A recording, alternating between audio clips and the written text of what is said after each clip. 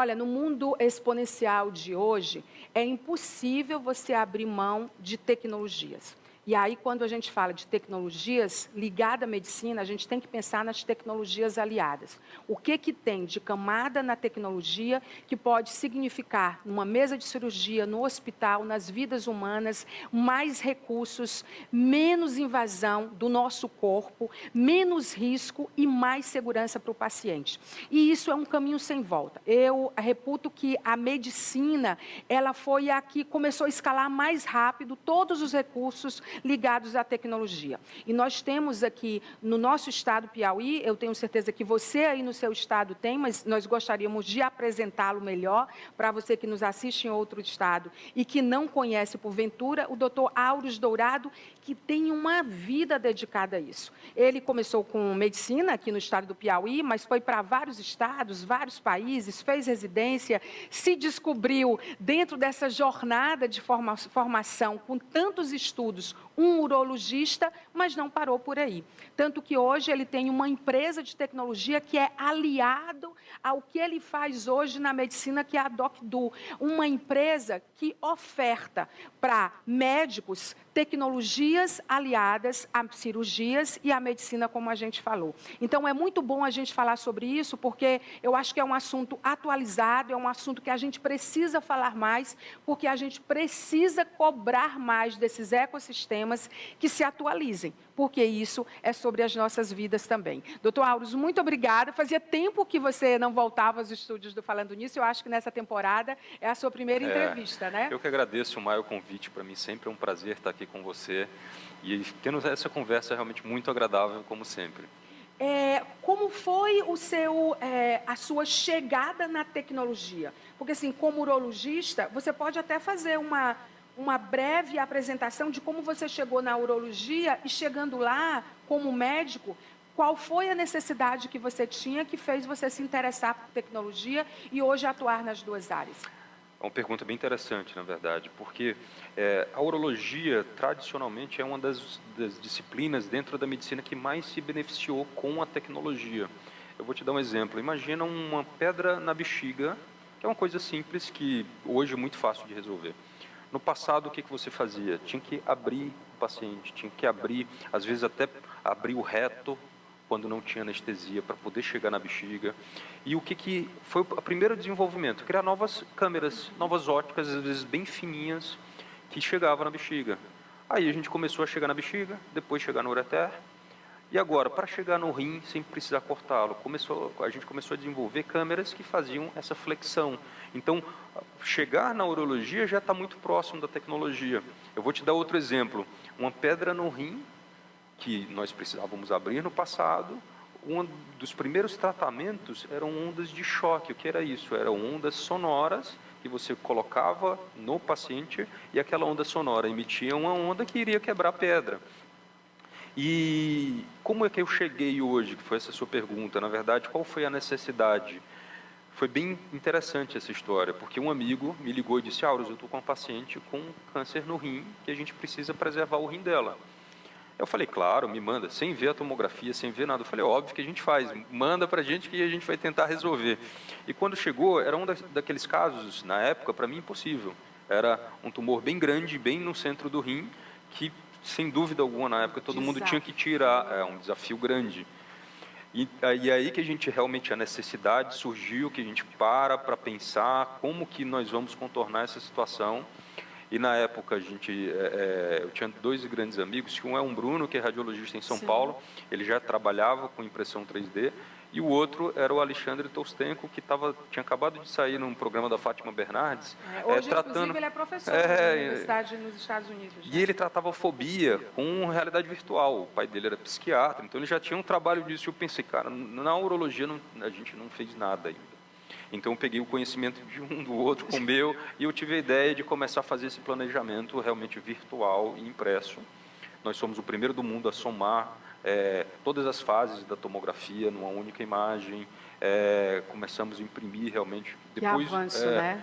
E hoje testamos tudo, desde hologramas, desde realidade virtual, a realidade aumentada, que é inserir essa imagem em 3D dentro do robô ou numa superfície que a gente está vendo.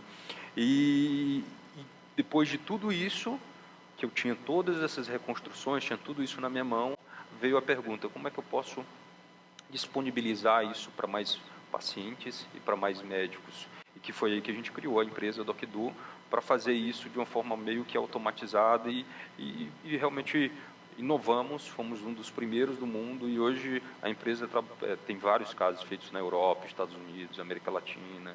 Que incrível. É porque, na verdade, o que vocês fizeram foi colocar o Piauí e o Brasil no mapa de uma frente que é muito importante, entendeu? Quer dizer, o que foi validado nos Estados Unidos e na Europa, o que os artigos científicos, o que autoridades na área de medicina, especialistas, né, de alta performance no mundo inteiro, na medicina e na urologia, dizem validar algo que nasceu aqui. E nasceu a partir da sua necessidade como médico, como operar isso, né? Exatamente. Então, quando a gente, voltando para o caso, quando a gente fez essas reconstruções, a gente começou a entender melhor a anatomia daquele caso, a anatomia daquela paciente, a necessidade mais precisa de como fazer melhor aquela cirurgia.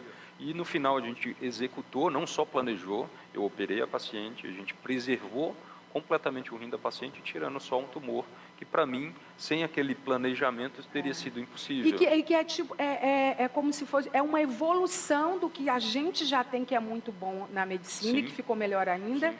Que são as imagens, né? Sem dúvida. Quer dizer, as imagens foram ficando para vocês aliadas, assim, num nível que não tem mais como voltar atrás, né? Não tem como fazer cirurgia sem elas, sem dúvida. Né? Então, assim, eu comparo muito hoje a imagem que nós temos que evoluir a dirigir um carro no passado. Para você ir de uma cidade A para B, você teria que ter um mapa impresso, às vezes em preto e branco, e folhear várias vezes, olhar para tentar compreender o trajeto. Sim. E você se perde no meio do caminho. Total. Às vezes teria que voltar, aconteceu isso na minha infância, meu pai se perdeu em uma viagem, enfim.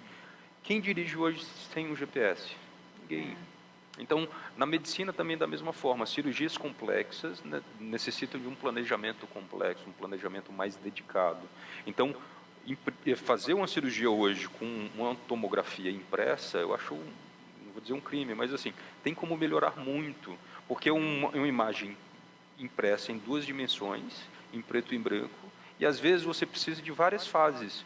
Ou seja, imagina o cirurgião, ele tem que fazer o seguinte: olha uma fase que dá para ver sua artéria, olha uma fase que dá para ver sua veia e olha uma fase que dá para ver só a urina sendo eliminada. Agora você, antes de uma cirurgia, tem que pensar naquilo. Tu não sabe o que vai encontrar. Na verdade, você tem que criar um mapa 3D na cabeça, tentar decifrar aquilo para poder fazer na prática. E uma vez que você tem tudo aquilo, realmente de uma forma até colorida, enfim, que dá para tirar um tumor, colocar um tumor, tirar a artéria, colocar, facilita muito a compreensão do cirurgião. E, além disso, facilita muito a compreensão do paciente. O paciente, quando ele vê a tomografia, ele não sabe o que ele está vendo. Imagina você se submeter a um procedimento que você não está entendendo o que vai ser feito com você. É muito arriscado. Então, eu acho até a questão da humanização da medicina em si, é você trazer o paciente para compreender o que vai ser feito, qual que é o problema que ele tem e, obviamente, melhorar toda a compreensão daquele caso da equipe cirúrgica para poder entregar um resultado melhor. Porque tem uma equipe, você falou, tem uma equipe, tem coisas que podem ser feitas antes para facilitar com a clareza que vocês têm a partir dessas tecnologias.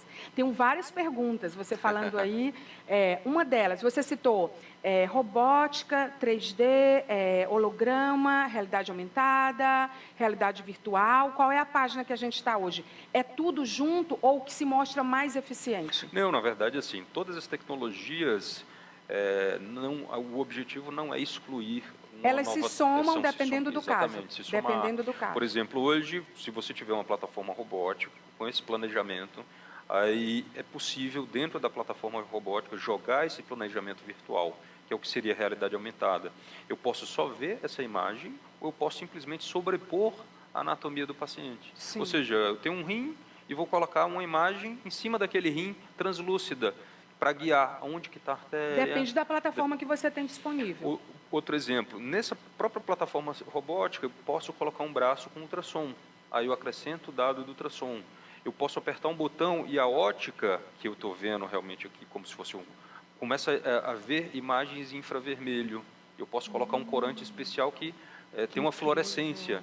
Então, hoje, o que eu falo, na verdade, no passado nós falamos assim, a realidade aumentada é tentar misturar a realidade que nós temos com os dados para reproduzir a nossa realidade naquele meio. Na verdade, hoje a cirurgia do futuro, a cirurgia 4.0, ela não tem o objetivo de reproduzir o que nós vemos. Eu ia perguntar sobre isso, o que vem por aí. O objetivo hoje principal é amplificar as potencialidades humanas. Então, a inteligência artificial, ele não vai imitar o meu raciocínio, ele vai melhorar o meu raciocínio, minha tomada de decisão. As novas óticas não vão reproduzir o que eu estou vendo, eu vou ver além do que eu estou vendo, novos espectros de onda que nós não estamos vendo. Tira a intuição e chega à precisão. Exatamente. Né? Por exemplo, na ótica, além desse infravermelho, que eu posso colocar um microscópio na câmera. Então, eu já posso dar o diagnóstico, se é câncer ou não, em tempo real, sem precisar cortar, ir para uma lâmina. Eu já vejo padrões diferentes de vascularização. E a mão humana, eu não quero mais imitar a mão humana, eu quero deixá-la bem menor, com mais grau de liberdade e com mais precisão. E eficiência. Então, quando a gente comparava a cirurgia menos invasiva do passado, era tentar reproduzir a cirurgia aberta. Não, a gente já passou dessa fase há muitos anos. Hoje tem outros parâmetros. É tentar melhorar, entregar muito mais do que o que a cirurgia aberta nos entregava no passado. Vamos lá, a gente tem o Dr. Auro Dourado, aqui ao meu lado, que está entre os melhores urologistas do mundo, não sou eu que estou dizendo isso, né? As revistas científicas, as publicações, né? As aferições, tudo, né? Tudo que foi legitimado em relação ao que ele faz. Ele opera fora do Brasil, ele traz pessoas de fora para operar aqui. Já, inclusive, a gente vai falar sobre uma cirurgia dessas. E que foi já, antes dele fazer 40 anos, ele não gosta que fale da idade dele, ele foi parte do seleto grupo dos 10 melhores e mais relevantes urologistas do mundo. Né? Depois dos 40, não sei em que seleto grupo ele vai entrar, mas ele continua entre os melhores. Aí eu olho para você e digo, como que a gente faz para ter mais auros dourados? Isso passa pela formação, isso passa pela academia, isso passa pela inclusão digital, isso passa por tanta coisa. E para mim é uma alegria conversar com você sobre isso, porque eu acho que a gente tem demonizado a tecnologia e eu faço parte de dizer, calma, a gente sempre foi assim, um ser humano, bom e ruim o tempo inteiro, faz mau uso e bom uso o tempo inteiro. E para mim é muito interessante falar da parte incrível, exponencial da tecnologia, das tecnologias aliadas dentro de uma área que eu amo, que são temas essenciais e a medicina está dentro dela. A gente está em que página, doutor Aures, no Brasil? Porque assim, quando a gente fala do mundo, eu sei que o Brasil, você pautou o Brasil lá fora, né, com o seu trabalho, e outras pessoas e outros médicos em outras áreas também. Mas como que a gente tira esse atraso? A gente tem muita coisa para alcançar. Como que a gente leva isso que você acabou de nos descrever com detalhes para outras áreas, com médicos com qualificação como as que você tem e teve, e não para de ter, porque você não para de estudar? Primeiro, obrigado pelas palavras. Eu acho que você é minha amiga pessoal, então eu tenho... Não, mas tem muita bondade nessas porque eu palavras. leio onde está falando sobre você. É só por isso, viu? É porque eu sou a jornalista que faço o dever de casa. Eu sei quem está citando você no mundo. Então, assim, como você falou, esse trabalho acabou nos dando uma projeção internacional muito grande. Então, tivemos várias alegrias por estar no Piauí e levar o nome do Piauí para fora. Eu lembro muito bem um dos primeiros congressos que eu fui dar aula fora, na Itália, e alguns europeus são bem diretos. Ele perguntou, você, de onde é, quem é? Eu nunca ouvi falar de você. Eu falei do Piauí, o cara menos ainda, né? Então foi bem legal, tanto que nessa época, depois dessa pergunta eu mudei minha aula. O primeiro slide era o mapa do Brasil, o mapa do Piauí. Tem uma aulazinha básica de geografia. Para dizer onde nós estamos. Mas geografia, coragem, ousadia, uma aula de tudo, né? E na medicina, assim, pelo menos na cirurgia, os médicos brasileiros são muito bem vistos fora. Nós temos uma habilidade cirúrgica assim bem diferenciada. até porque nós temos um país de 200 milhões de habitantes, nós operamos muito, nós temos muita facilidade de ter acesso a esse paciente, tratar e ajudar. Só que, ao mesmo tempo, nós temos como chegar lá, toda uma infraestrutura que ainda, que O pelos aporte anos... de recursos, a qualidade dos hospitais, dos equipamentos. Sem sombra de dúvida. Então, assim, esse aporte de investimentos na educação acabou caindo muito percentualmente caiu muito ao longo dos anos. Então, nós temos universidades importantíssimas como a USP, que hoje carecem de recurso, até o prestígio do professor universitário caiu muito. Desculpa até falar, sendo bem honesto, assim, se abre uma vaga para professor da faculdade de medicina aqui, ele não vai ganhar R$2.000 por mês, entendeu? Um professor substituto aqui. Então, assim, isso tudo acaba afastando as melhores mentes da academia. E tem países fora, que nós sabemos, que é exatamente o contrário. O professor universitário, ele é muito valorizado, ele vai ganhar muito mais. Então, se você não muda essa cultura de realmente, não só a remuneração, mas assim, isso reflete qual a importância que você dá para a educação. Se isso não mudar, Maia, não adianta. A gente vai ter realmente estar correndo atrás de outros países que estão dando essa importância, que realmente estão publicando, inovando de fato, e nós vamos ser apenas meros repetidores do que está vendo lá fora. Entendeu? Tem que fazer uma virada de página aí muito gigante. É muito difícil, culturalmente é muito difícil haver essa mudança.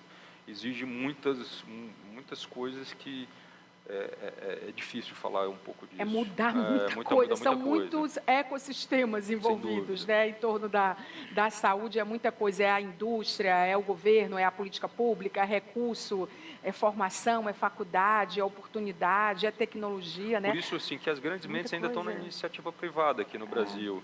Então, acabam se deslocando para a iniciativa privada por conta disso. E para chegar lá, você tem que ter todo um estímulo na formação, desde básica, a gente tem uma deficiência muito grande, até chegar na formação universitária, enfim, pós-graduação e etc.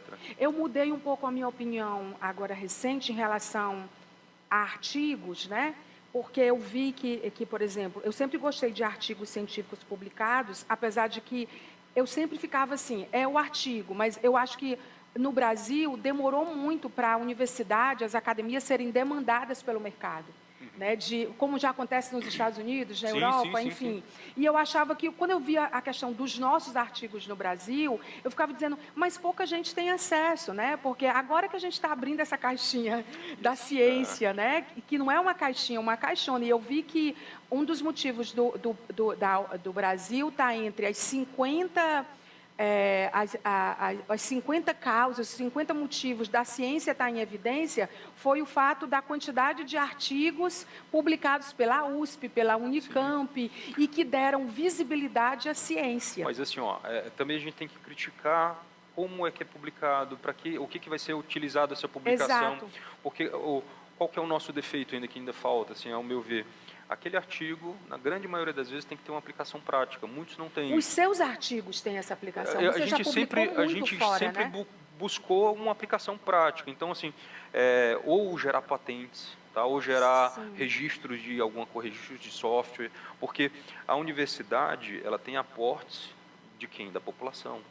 Só que aqueles aportes da população têm que ser revestidos de alguma forma, não só com assistência, mas você tem que criar produtos efetivamente úteis que vão servir de volta à sociedade. Mas no seu caso, por exemplo, você já foi convidado para publicar artigos em revistas e em publicações importantes, sem dúvida. Depois que você tem realmente algum know-how em determinada área, várias revistas te convidam para escrever algum editorial, para publicar... Você já publicou onde que para você tem um valor inestimável? Eu acho que na medicina a gente mede a importância das revistas pelo fator de impacto. Sim. E na urologia, a revista que tem o maior fator de impacto é o European Urology, que é uma revista da Sociedade Europeia de Urologia, que hoje está 19, ou seja, cada artigo publicado lá reverbera muito no mundo científico.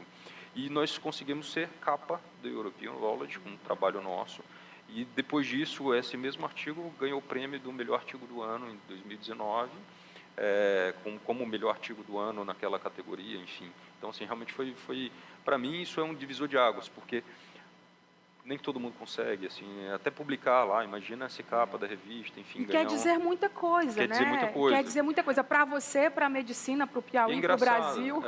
quando a gente vai dar alguma aula, que alguém fala assim, não, ele foi capa do Europinho, e todo mundo, Já. é diferente. Se aquele cara tivesse perguntado para você, e você é de onde? Exatamente. Agora ele sabe quem é você. Sem dúvida, sem dúvida. Agora, assim, essa nova conquista de vocês na área de tecnologias aliadas à medicina, né?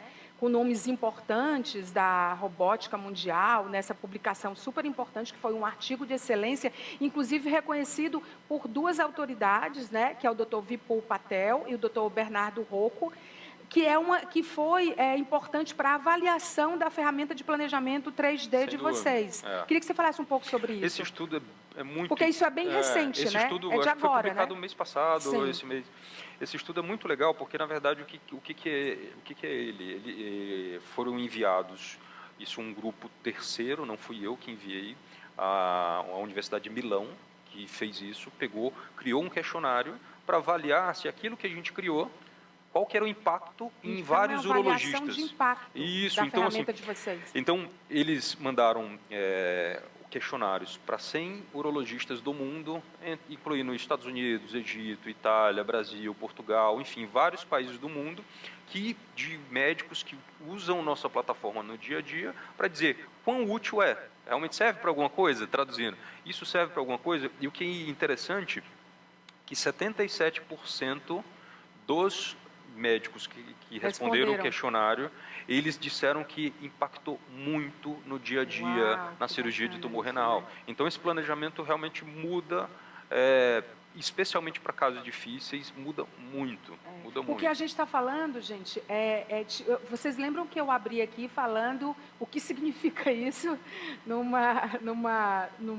centro cirúrgico, né? Ali na mesa de cirurgia. A gente está falando sobre tudo isso e a gente tem que pensar a quantidade de pessoas que têm a sobrevida aumentada, que são salvas, que são impactadas positivamente. Tem a questão da segurança. Agora, os hospitais, você opera aqui em Teresina, opera fora, opera em outros países. Como é que funciona isso? Porque você é muito convidado para operar fora, né? Então, assim, a minha base é Piauí, Teresina, Piauí. Obviamente, ainda bem. Só que a parte de robótica toda eu faço em São Paulo, mas a gente já operou em vários outros estados aqui. A tecnologia pode estar em qualquer lugar. Em Minas, né? aqui, Fortaleza, enfim. E em outros países também, a gente é convidado para fazer cirurgia ao vivo, tanto que na pandemia acho que eu ia não sei se não era Uzbequistão, a gente ia fazer a cirurgia até lá. Então, felizmente, graças à urologia, eu já tive a oportunidade de conhecer inúmeros países. Já dei aula em Moscou, em Kiev, toda a Europa ali. Além dos congressos que você participou com essas Exatamente. aulas, né? E voltando a falar do artigo, o Vipul Patel hoje é o cirurgião robótico que mais opera câncer de próstata no mundo. Então, para você ter uma ideia, ele está chegando a 20 mil pacientes de câncer de próstata operado. É um número absurdo, acho que ninguém vai chegar nisso. Ele opera 8 a 10 pacientes de câncer de próstata por dia. Isso há vários anos. Então, se você fizer os cálculos, você vê que é impossível. Ele sabe tudo.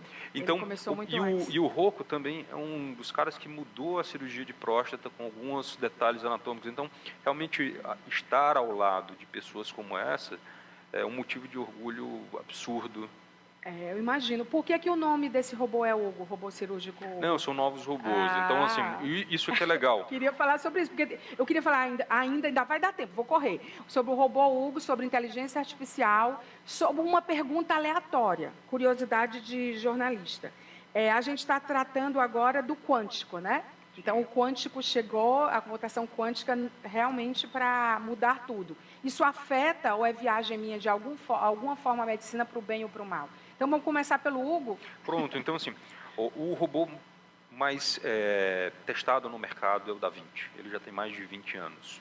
Para cirurgia, para cirurgia. Então, assim, só que isso, como ele era único, agrega um custo altíssimo. Sim. Então, assim, um novo robô é muito caro, traduzindo. E várias patentes dele estão caindo. E como essas patentes estão caindo, inúmeras empresas estão desenvolvendo novos robôs. Teve agora um congresso na Austrália, em Sydney. Foram apresentados mais de 40 novos robôs que vão entrar no mercado. No Brasil, além dele, entraram 2 recentemente, o Versius, que é uma plataforma completamente diferente que a gente já tinha, e o Hugo, que é esse novo robô. Como é que uma patente cai? É o tempo. Existe um tempo determinado, exatamente. E aí a pessoa, quem patenteou não fica atento ou é natural? Não, que na verdade é ela natural venceu? que isso aconteça. Ela vence, às vezes tem 10 anos, enfim, dependendo. Aí o que ele, por exemplo, é a patente do robô? Não, é a patente de cada engrenagemzinho que está no robô. Era Então isso que eu são ia milhares de perguntar, porque patentes. é muita coisa envolvida. São Então, milhares são de muitas patentes. né? Então vários robôs vão chegar no mercado, acho que nos próximos 10 anos.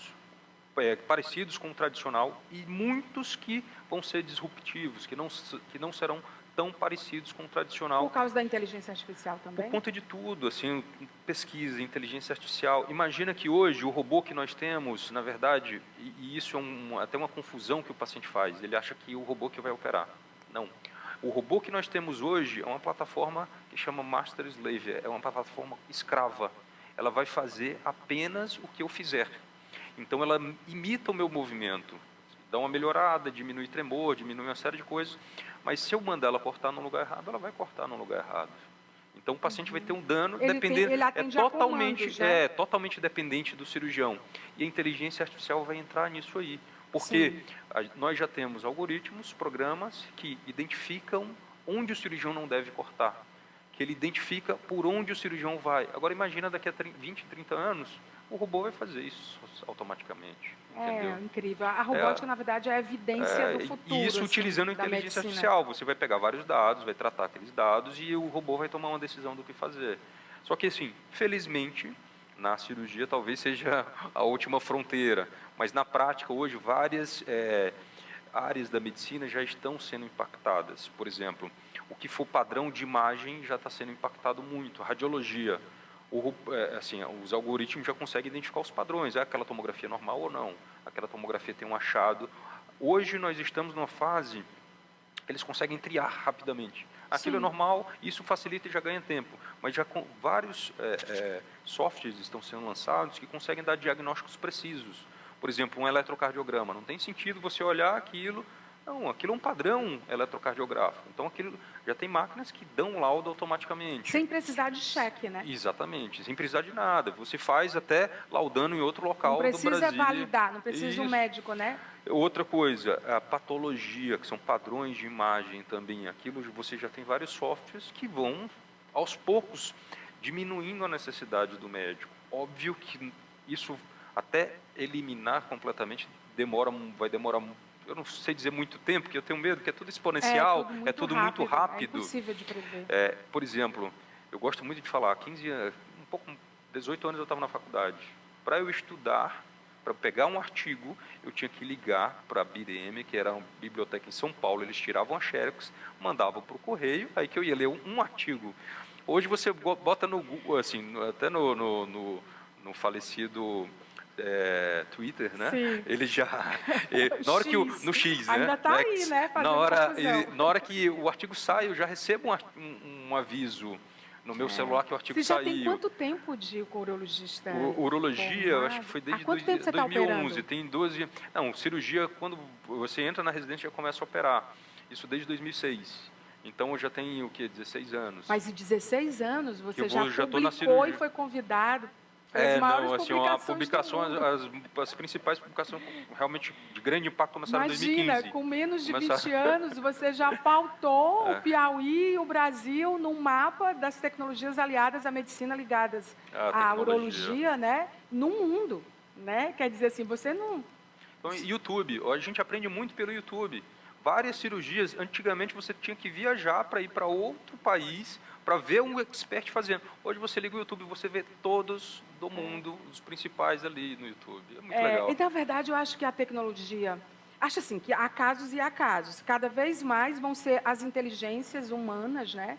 Vão ser os comandos humanizados, a sua capacidade de trabalhar com essas tecnologias e fazerem delas aliadas mesmo. Porque, por exemplo, quando você fica falando de todos esses dados, que o robô já vai dizer o que é cada coisa, de eletro e tal, de tumor, mas eu fico pensando, isso é incrível para um país onde a medicina e a saúde sempre foi subnotificado. Isso é um choque.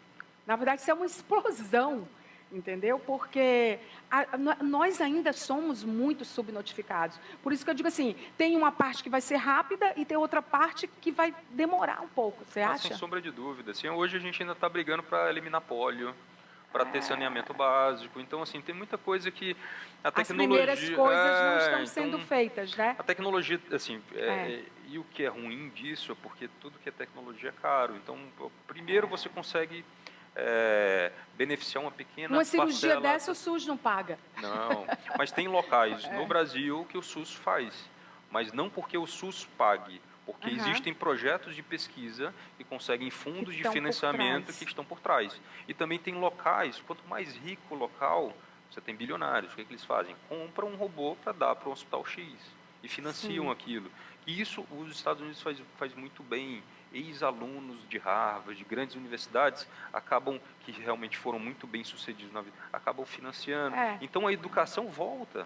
Você volta para aquilo, eu tenho dados que falam, eu tenho um quadro chamado Dados que Falam no Falando Nisso, e a gente vai mostrar essa semana, que não dá tempo eu buscar aqui rápido, que a gente vai mostrar os maiores doadores de ciência do mundo, para a ciência do mundo. E é claro que a Melinda e o Bill Gates, da fundação, eles estão, claro que tem, e tem uns monstros aí, uns caras que, os Nobel da vida, ou não sei o quê, enfim. Vamos mostrar rapidamente, para a gente encerrar, um vídeo muito rápido mesmo, muito rápido, que a gente pegou da rede social, do Instagram do Dr. Auros, que é sobre a cirurgia de marca-passo de bexiga. Ele vai falar rapidinho e depois ele explica para a gente. Vamos ver, por favor.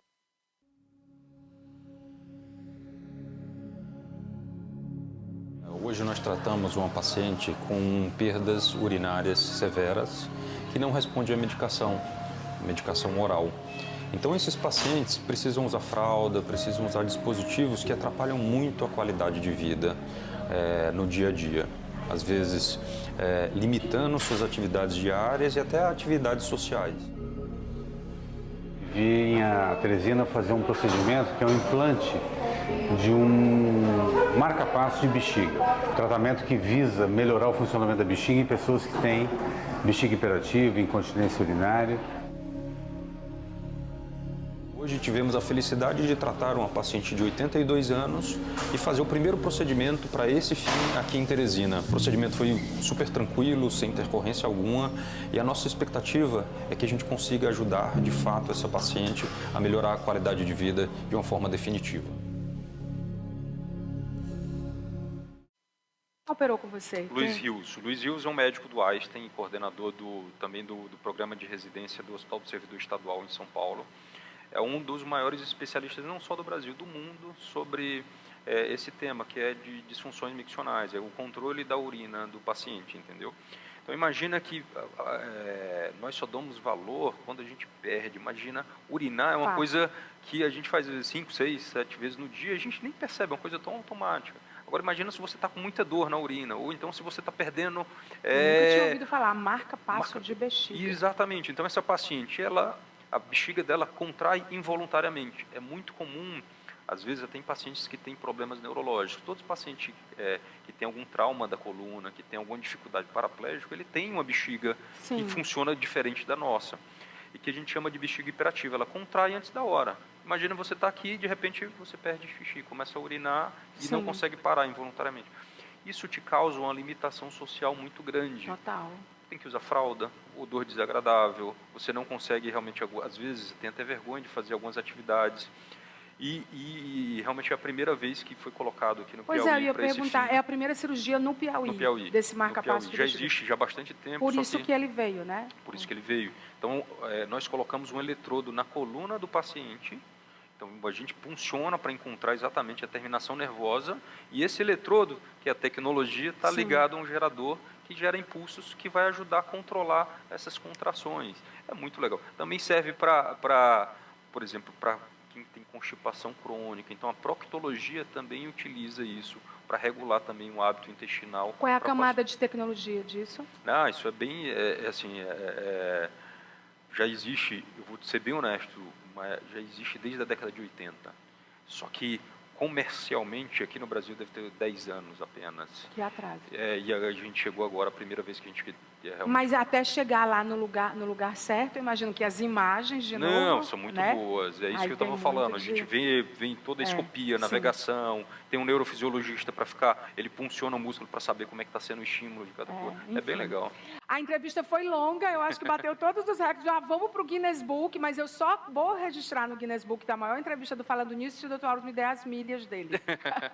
Eu vivo dizendo para ele que eu queria viaja demais, gente. Ele não para aqui, viaja demais. Dr. Auro, tem que ter Dr. Auro de Dourado, parte 1, 2, 3, 4, e você voltar aqui mais vezes, não demore Obrigado, mais. mas é sempre um prazer. Muito obrigada por ser esse médico tão humano, você podia estar operando e atuando em qualquer lugar do mundo, escolher o Piauí, que é onde você nasceu, Teresina, para ficar aqui atuando e para pautar a gente, para inspirar e para se desafiar, porque eu imagino também que não seja fácil, não. Tudo tem a dor e a delícia. Sem dúvida. Com certeza. Então, muito obrigada pela entrevista e parabéns por essas conquistas todas. Obrigado, tá bom? Maia. A gente ganha também junto com você.